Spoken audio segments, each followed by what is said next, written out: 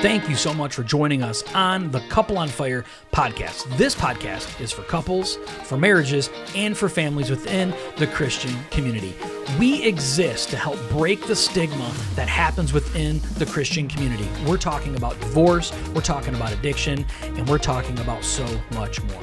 We believe that all this is possible in this life, strictly based on the power of Jesus Christ and His ability to restore us fully. Let's dive in. On today's episode, we're going to talk about there's a reason for your season.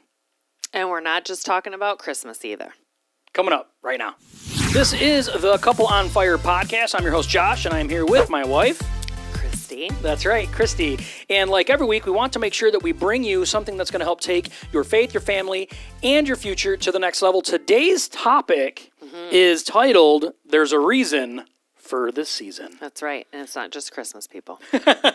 That's right. And we don't want to talk about that yet because we're just trying to get rid of the snow where we live. We don't want to bring it back. We don't want any more to come back. But today's episode, the reason why we named it this is because a very popular topic, I would say, among Christians is, it's just the season you're in. It's just the season that you're in. And how many times you get sick and tired of hearing someone tell you, oh, it's just the season that you're in. Right. Yeah. So today we want to talk to you about, we want to actually discuss amongst us a little bit about the three different things about the seasons, the three reasons for the season. So we're going to kick it off with number one, and that is there's a lesson God is still teaching you. Yes. Yeah. So one of the reasons for the season that you're in is that there is a lesson that God's going to be teaching you, like Josh said in that. So it's important for us to take a step back and think about, well, what am I trying to be taught? What is He trying to teach me in this right now? A lot of times we get caught up in our emotions or our feelings during that time.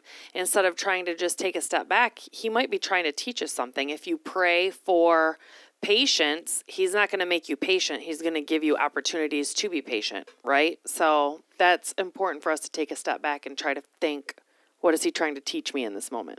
Yeah, I think when it comes to life in general, nobody wants to be taught a lesson. We actually talked about this the other day.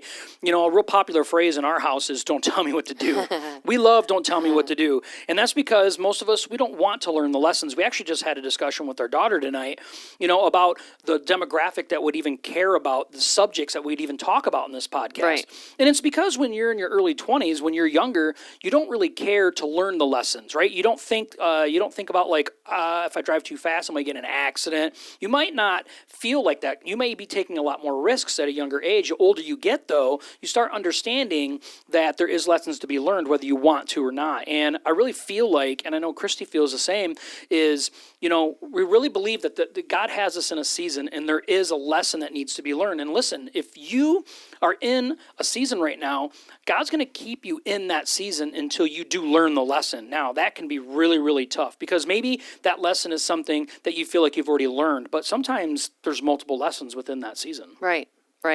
Sometimes it's not just a lesson either. Sometimes it's a purpose. Like, why am I here to do? Maybe it's to teach somebody else something. So you don't know. I actually love that because I think a lot of times we have a hard time seeing outside of ourselves when we're stuck in a season. Yeah. Because I think with we start to get upset or depressed or even angry that the season that we're in, well, all of those emotions cause us to really focus on ourselves.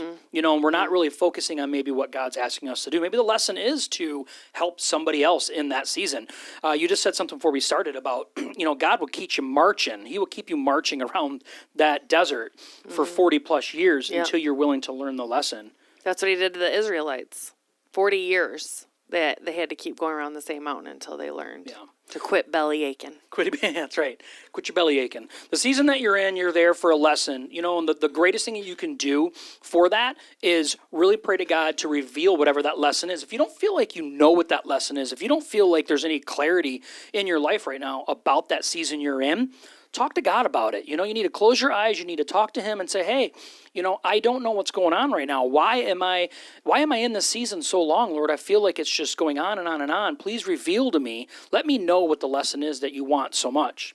Right. Yeah. Right. So Oh, go ahead. So, a good example of that is if you're continuously praying for God, show me my purpose, show me my purpose, show me my purpose. And then every day you're getting up, you're going to work, you're driving to work, you're doing the same thing day in and day out, and you're not actually being present and trying to figure out how you can make other people's lives that you touch different when you're there. That will never be revealed to you. So as you go out through each day and you try to spread God's love and do God's word, doors will be open to you and your purpose will slowly start to get revealed. One thing will lead to another thing, and you'll say, oh, I'm really passionate about this, so I'm going to try to continue to do this every day and grow from this, learn from this. If you're passionate about people, I'm really passionate about teams and unity and culture. And when I listen to podcasts that help me grow and then I try to put them in action when I go out, that's how I know that's my sweet spot, as we like to say, is that I'm passionate about it. I'm naturally kind of gifted a little bit in it. And then I have to take that because God gave that to me and use it, but grow it too. Yeah, that's so good. I remember years ago, we were really in a real transitional part of our life in general. You know, Christy and I were, and she was working a job, and she had got transferred to drive to this place called Villa Bella. Yeah. And she remembers this very clear. And she would come home every day and crying and saying, I can't do this anymore. I just can't do this anymore. And once, she really said, she's been doing a lot of talking to God about it. And she really came to a point where she's like, you know what? If this is where he wants me right now, through grit teeth, I'm going to do what he asks me to do. And it wasn't too much longer after that. 30 days. It was 30 days after that God really opened up a door. He really did open up a door. And to her was very, very clear. It was very clear to her that, all right, God, I'm learning the lesson. You apparently want me to have patience and trust in you to get me to this next thing, and that was a real pivotal point in our relationship. Oh my gosh. And in our family unit. I mean, it really opened up a really awesome door for her to, move on to another job, something better, something that offered more time with her family, more income, a lot of great things that really happened. But it was a pivotal moment between me and God too. He really broke open my heart after that. I had to come to terms with, if God had me stay here for the rest of my life, am I going to be happy with that? Because that's where he wants me. And I truly, truly got to the point where I accepted that. If he has me here forever, this is where he wants me. I'm going to be happy with it, and I'm going to do the best I can. And literally within 2 days, we were told, my company that was in there, we were told that they would no longer needed our services. So in 30 days, we could leave. And God did that. So that was amazing. It was amazing. And it's, a lot of times people will say, how do I know though? You'll know. You will know. Yeah. Once the lesson is learned. And, I just had somebody recently share with me about a season. They're like, I feel like I'm in a new season of my life. I really do. And I think that it's, God makes things that apparent to us. He really does. A lot of times it's hard to feel that way, that the lines are drawn so, so prominently in our life, but it's true. It really is. So, all right, let's move on to number 2. Number 2 is God maybe is trying to use you. Maybe God's trying to use you. Maybe that's the reason for the season. You want to share something about that? Yeah, I in one of the Bible studies that I used to go to on Wednesday nights at our church, there was a time that the season that I was in the time, I really felt like God was really breaking me down and getting me to realize that I needed to submit to him. And my purpose on this world is for him and to win more people to heaven, to Christ. And I shared in that Bible study, it's a night I will always remember with the women, like I think the hardest thing sometimes for us to grasp and realize is we're here to do God's work. And if he uses pain in our life to be an example to someone else to win them to Christ, that is what he is going to do. We are here to be his tools, and that sometimes is a hard pill to swallow. Like the pain might not be for you to learn, it might be for someone else to learn. And we need to be joyful in that and be gracious and grateful for everything that he has already done for us. Yeah, I really think we touched a little bit on our last point. Right. Sometimes we have to look outside ourselves Yeah. You know, when we're fiercely looking to get out of the season that we're in, we need to start searching the reasons why we're in the season, you know, just like the whole title of this podcast is. But, you know, the first step, of course, is to try and see what God's teaching us. But yes, the second one is God trying to use us for someone else's lesson, Right. or use us in a way in our life right now to bring us through into the next season, you know. An example that I can give, you know, she gave a phenomenal example. Example for me, it's a little bit different of one. It's almost funny because about 6 or 7 years ago, the church that we belong to now, you know, we tried getting involved into some life groups, and it just didn't really work out. And, you know, my wife was really pushing me to really get involved, and I didn't want to get involved, but she kept pushing, so she went and decided to do a little bit of a, you know, ninja covert, you know, behind the scenes work and stuff. And she went and nominated me to help me be part of a play that we had going on. It in our was church. God, though. I mean, God it was told Evelyn that someone told Evelyn that to ask me that you would be good. So that was all God. So it was, okay. I know this now. I didn't know it in the time, okay? And I was at a time in my life, at that time in my walk, I was stuck. Now, I wasn't willing to admit that. I was comfortable in my stuckness, right? Because I was arrogant at the time about it in my walk. I wasn't willing to step back and say, okay, God, what do you want out of me more? I wasn't willing to do that, but that's why I was stuck. And of course, my wife nominated me, and I told my wife, if somebody does ask me, I will say yes to, you know, the next thing someone asks. I didn't think anybody would, but I felt like it was a little setup. But It was a little. it was a little setup, but that's okay. It was good for me. At the time, I didn't feel like it was good for me. But, you know, I ended up in this play. It ended up being horrendous. The book was like 200 pages thick, and I had to memorize lines. It was like a movie. Oh, it wasn't like putting on a mask and a hat and having a staff and going out there with a fake beard. It was No. a performance. It was a full-on performance, which made me really, really angry. I was super mad about it. Practices were like 2 or 3 days a week. Like, it was so involved. And I So was, good, though. No, but I was super mad about it. I was so angry about it. But the point is that God was trying to use me. He was trying to put me in a position to use to get more out of me, is what Yeah. he was wanting to do. Yeah. And I didn't want to submit to that, you know, but I did. I did submit to it because I promised my wife that I would say yes, and then I told the other person that I would do it, and then I was already committed. So I was committed to the process. But the point is that, you know, from there, many things stemmed from me volunteering my time. I volunteered to help work at the church. You know, I worked at the church for many hours for the last 3 years. You know, I've really volunteered. We started a recovery program at our church the last 3 years. Like, it's really spitballed into a ton of different stuff. Life group leaders. Life group leaders, like, Yeah. you know, we've really stepped up, not for ourselves, Right. but to be used, you know, and it's really brought us into a whole new season of life. I mean, to be honest with everybody, this is the whole reason why this podcast even kind of spurred, is because we feel like God's trying to use us even more. You know, our life experience, what God has brought us through, you know, if we can help one person shortcut the journey that they're on and maybe open their eyes Yeah. and help them see something, maybe understand the season they're in and what they need to do, then that's what this is for. You know, and that's what the whole purpose of this is. But so I do think I want to expand on that a little bit. It's just so funny because when Josh and I first started going to church, we really felt like we wouldn't really have people surrounding us like we used to in our old life. Before him and I got together, we both had circles of friends that we could call on, that we didn't live our lives directly right, the way that we, you know, biblically, but we could call on those people at any time and they would be there for us. And so now, through these seasons that we went through, as far as getting pushed outside our comfort zones and being in a play, and now Josh, you know, being at the church, all of these things, over the last even few months, I've just really realized how much God has surrounded us just by putting ourselves out there and becoming part of things. We're surrounded by really good people. If we needed anything, we would have people that were there for us. And that just naturally happened throughout this whole, just being submissive to him and doing what he wants us to do.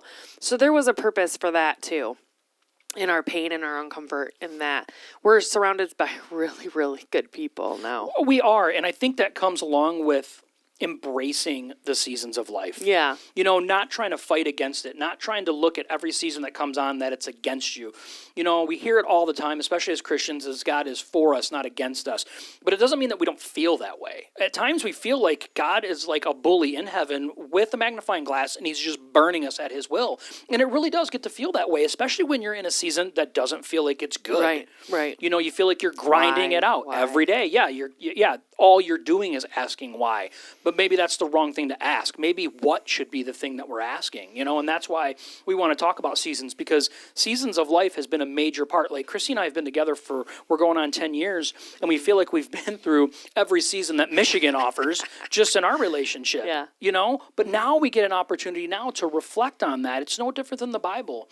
You know, David didn't know that he was going to be such an important part of Christianity early on, but afterwards you can go back and reflect, you know, and that's what the beautiful thing is about the seasons. We can look back now and say, you know what, there's a lot of wisdom inside those seasons. Okay, so the last thing is number 3, and it says, don't compare your season to other people's seasons. And that is very hard to do. Very hard. Josh and I'm going to use us as an example in that. Josh and I could, and we have started to in the past, get caught up in looking at people that are the same age as us, where they're at in their life, and looking back, like we wasted all of our 20s and the first few years of our 30s, just chasing the wrong things, chasing immediate pleasure. And both of us, we've shared that we're recovering alcoholics and just doing things in the moment that pleases us, very selfish things. And now that we really turned our life around in our 30s, submitted to God, really started being servants for other people, wanting to give back to other people, we are in a good place. But if you look at other people that started that at a young age, there's people that are the same age as us that we feel like are way far ahead of us as far as financially, where they're at, like all of that stuff. So you can't compare your season to someone else's season, because we're exactly where God knew we were going to be at this moment, and he can use that. And it does take a lot of faith to be that. Don't get me wrong, I get upset sometimes. I'm 44 years old. If you ask her, that's old. Okay, she tells me all the time. I'm 41, so it is old. She's in her 40s now, so we can do that. But, you know, I look at myself as 44 years old, and I think to myself, you know, it's easy to get lost up in comparison mode. Yeah. We're on social media. It's not like we're seeing everybody's dirty laundry. We get to see everybody's awesome Highlight brand reels. new, all these brand new vacations are going on, all these things, right? Like, wow, these people really have it together. But in all reality, our output in life isn't always a good representation of what's going on inside. Right. You know, and especially when we try to compare our seasons, like, you know, recovery is a real big part of our lives. We've understood how much, not just recovering from alcohol, but recovering from ourselves has been a major part of it. And getting to understand that our recovery journey isn't the same as everybody else's, no matter when we started or when we didn't start. You know, when we start comparing our seasons to other people's seasons, we get lost up in really what God's trying to do. And that's not, you know, God doesn't care as much about our situations. He doesn't care as much about our circumstances as he does about our character. God wants to change you. And the sooner that we can grasp that, and the sooner we can stop looking at what other people are doing and what other people have and don't have, and start looking inside of us about what God's trying to do inside of us, the sooner we can get into other seasons of life that maybe we feel like we should be in. Do you agree?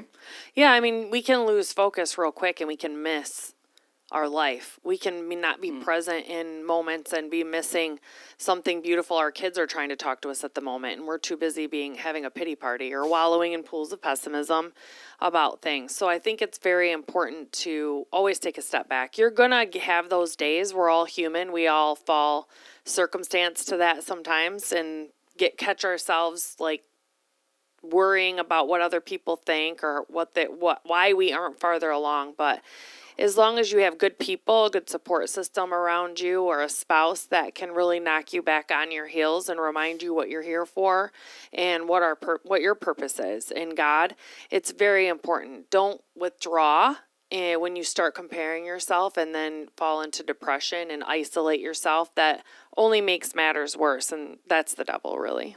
It is, and we talk about this all the time. You know, self-awareness is one of the greatest things that you can have. having the willingness to stand back and say, you know what, Josh isn't perfect, and that Josh needs to be more aware about what the things that Josh is thinking and doing throughout the day helps me be more accountable to myself in the direction that I'm trying to go. You know, when we stop comparing our seasons to other people, and I can catch myself, because let me tell you, that's a habit. You have to create a habit out of this. You have to say, you know what, I'm going to stop comparing myself. It's real easy to get caught up in comparison. It's real easy to say, you know what, this person, and once you become more self-aware and you say, you know what, I didn't realize I did that so much. You know, we were just talking about this today.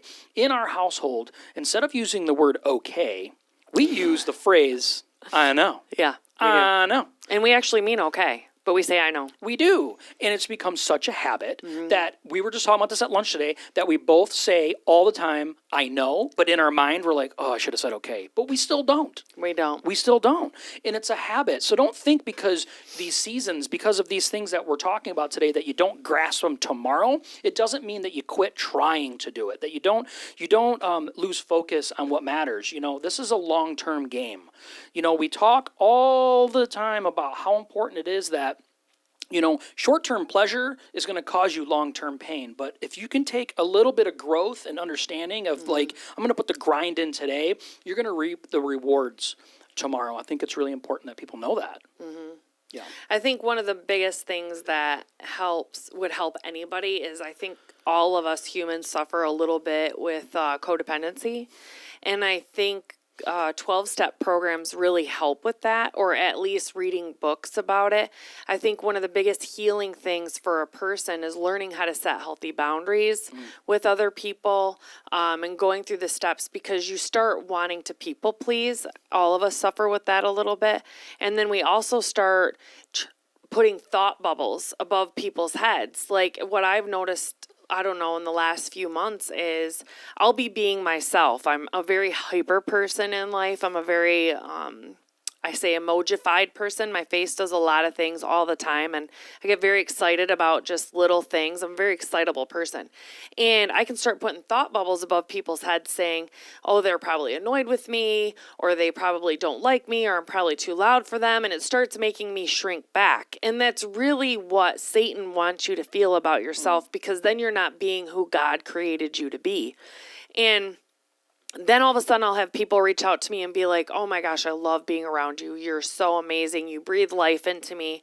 So the people that are meant to be around you, if you're yourself, your true authentic self, they'll naturally love you. God will have them love you, and not everyone's going to love you. So I think that's important too, in comparison to your seasons. You really need to know who you are. And creating healthiness from codependency, and also being confident. If you're a loud person, being loud, I mean, don't be obnoxious. I mean, I don't want to be ridiculous about it, but just being authentic to who God created you to be.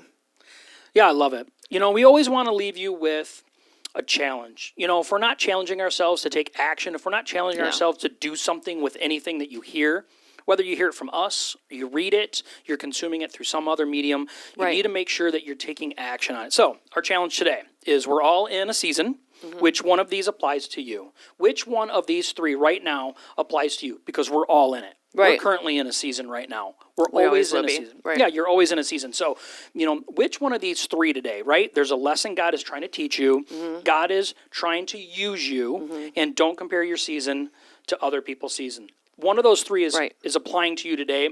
Pray about it. Find out what God is trying to do in your life right now. Find out how you can get to the next season. Don't ever be complacent. Don't ever be comfortable where you are. Choose growth always. Always choose growth. Always choose growth. You know, we really want to thank you for being here today. This is the Couple on Fire podcast. Listen, if you find value in this ever, please make sure you smash the subscribe button. We're here each and every week. We are going to be doing uploads each and every week. If there's any topics that you wish that you want to hear us talk about, we would love to hear from you. Make sure you drop a comment below. We'll see you next time.